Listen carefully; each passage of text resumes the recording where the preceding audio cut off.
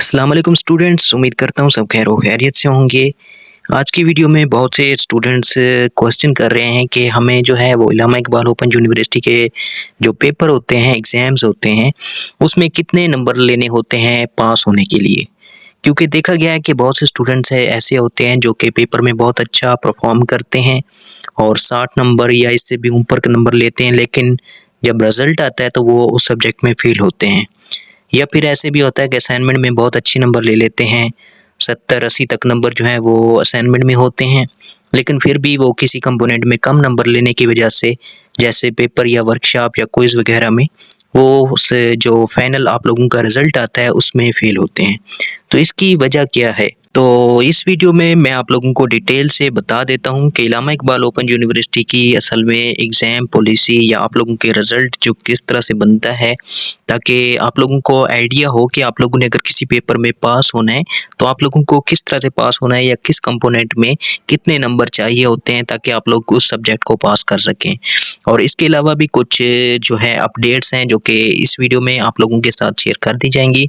तो वीडियो शुरू करने से पहले अगर आप लोग इस चैनल पे न्यू हैं या अभी तक इस चैनल को सब्सक्राइब नहीं किया हुआ तो इस चैनल को सब्सक्राइब कर लें ताकि आपको इलामा इकबाल ओपन यूनिवर्सिटी से रिलेटेड तमाम इन्फॉर्मेशंस और आप लोगों को जॉब से रिलेटेड भी इन्फॉर्मेशन जो है वो इसी चैनल पर मिलती रहें। तो सबसे पहले मैं आप लोगों को बता देता हूँ कि इलामा इकबाल ओपन यूनिवर्सिटी में 2 तरह के प्रोग्राम्स होते हैं। एक वो प्रोग्राम्स होते हैं जिनकी वर्कशॉप ऑनलाइन होती हैं और उनकी असाइनमेंट भी होती हैं और उनकी वर्कशॉप अटेंडेंस और क्विज़ भी होते हैं।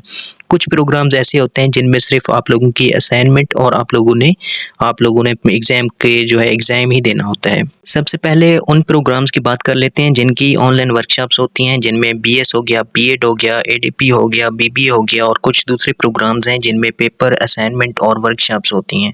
तो उनमें ये होता है कि आप लोगों के जो पेपर होते हैं, पेपर होता है फाइनल, उसका जो टोटल नंबर होते हैं वो 50% ही काउंट किए जाते हैं और 30% आप लोगों की असाइनमेंट से लिए जाते हैं और जो है इसके बाद 10 नंबर जो होते हैं आप लोगों की वर्कशॉप की अटेंडेंस के होते हैं और 10 नंबर आप लोगों के क्विज़ के होते हैं। इस तरह आप लोगों का 100 नंबर टोटल बनता है एक आप लोगों के पेपर का। आप लोगों ने करना ये होता है कि आप लोगों ने एट लीस्ट 40 नंबर जो हैं वो कम से कम अपने पेपर में लेने होते हैं और 40 ही नंबर जो हैं वो कम से कम जो है पास होने के लिए असाइनमेंट में लेने होते हैं।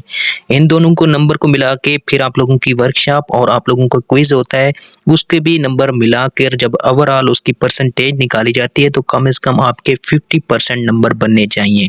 यानी 100 में से सब नंबर मिलाकर, सब कंपोनेंट को मिलाकर आप लोगों के टोटल नंबर 50 बनेंगे, तब आप लोग जो है उस सब्जेक्ट में पास होते हैं। अब स्टूडेंट फेल कैसे होते हैं? वो इसलिए होते हैं कि वो पेपर में चाहे ज़्यादा नंबर ले भी लेते हैं 60-70, लेकिन असाइनमेंट में 40 से कम नंबर आ जाते हैं जिसकी वजह से वो फेल हो जाते हैं। तो बाद में स्टूडेंट्स को इस बात की समझ नहीं आती। तो इसलिए आप लोगों ने करना यही होता है कि आप लोगों ने जो पेपर में भी 40 से ज़्यादा नंबर और असाइनमेंट में भी 40 से ज़्यादा नंबर होने चाहिए। ये 2 कंपोनेंट जो है वो लाज़मी हैं आप लोगों के पास होने के लिए। अगर इस एक कंपोनेंट में भी 40 से कम नंबर आ जाएँगे तो आप लोग जो है वो फेल हो जाएँगे। फिर उसके बाद जो आप लोगों की वर्कशॉप और आप लोगों के जो क्विज़ है, उसके जो है वो इतने नंबर बन जाएँ कि जब टोटल ओवरऑल उसकी परसेंटेज निकाली जाए तो आप लोगों के 50% नंबर बन जाएँ, तो आप लोग जो है वो पास हो जाते हैं। बाकी जिन प्रोग्राम्स की असाइनमेंट और आप लोगों के सिर्फ जस्ट फाइनल पेपर होता है, तो आप लोगों ने असाइनमेंट और आपका फाइनल पेपर में ओवरऑल जो है दोनों को मिलाकर आप लोगों के 40 नंबर बनने चाहिए। तो 40 से ज़्यादा नंबर आएँगे तो आप लोग पास हो जाएँगे। अगर फिर भी आप लोग किसी वजह से फेल हो जाते हैं किसी सब्जेक्ट में, तो फिर आप लोगों ने ये करना होता है कि नेक्स्ट सेमेस्टर में उसी एक सब्जेक्ट का जो है वो दोबारा एडमिशन भेजना होता है और एडमिशन जैसे ही भेजते हैं तो फिर उसकी दोबारा वर्कशॉप, दोबारा आप लोगों की असाइनमेंट, दोबारा से पेपर, उस तमाम चीज़ें जो है दोबारा से होती हैं।